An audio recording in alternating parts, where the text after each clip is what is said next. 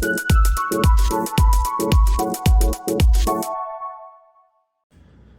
often hear about hydrating and be hydrated. And the question is, like, why even hydrate?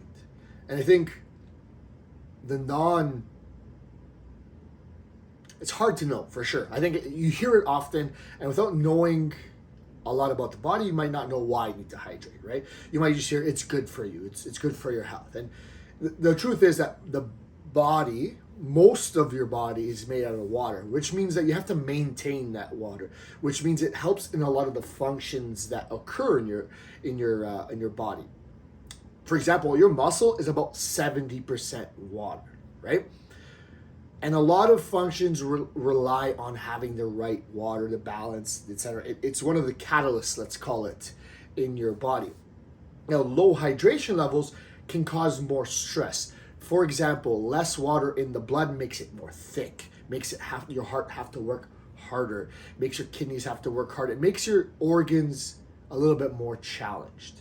Not to mention that some of the things at the cellular levels are going to slow down because you don't have the adequate hydration levels. Now, if we look at some of the studies, low hydration has been linked to performance issues. Every 1% decrease in hydration is associated with decreased endurance, decreased power and strength, and increased heart rate at the same challenge, at the same level of work. So that means that you're working harder, your body's working harder just for the fact of not having enough water.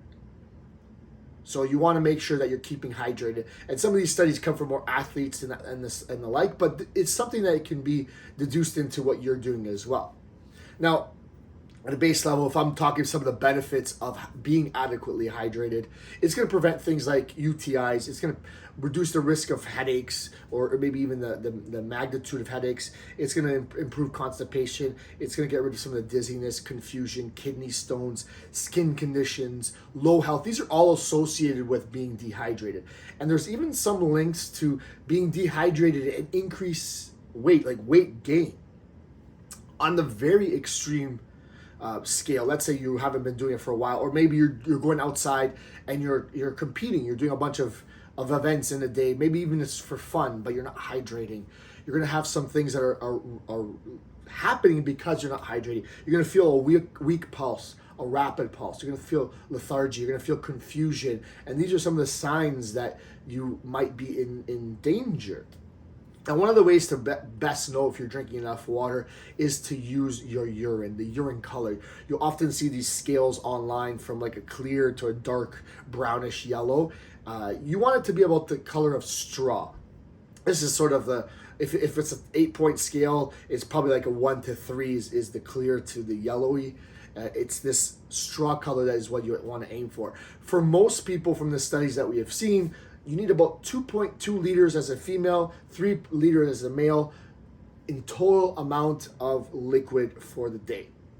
Now, you might hear some people argue against things like caffeine, but the studies have shown that the first 400 something milligrams is okay and doesn't have an effect in terms of dehydrating you.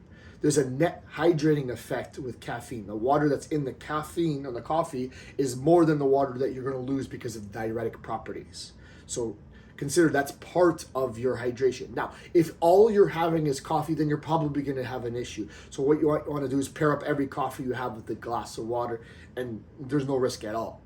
But between 2.2 liters as a female, 3.0 liters as a male, you could get a lot of this hydration from the fruits and vegetables that you should be having in a day. A lot of the produce has enough water content to hit majority of that need. So consider having all the products that you should be having, getting enough of the glasses of water throughout the day.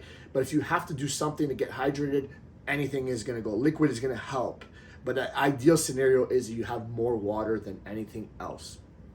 So that's why you should hydrate.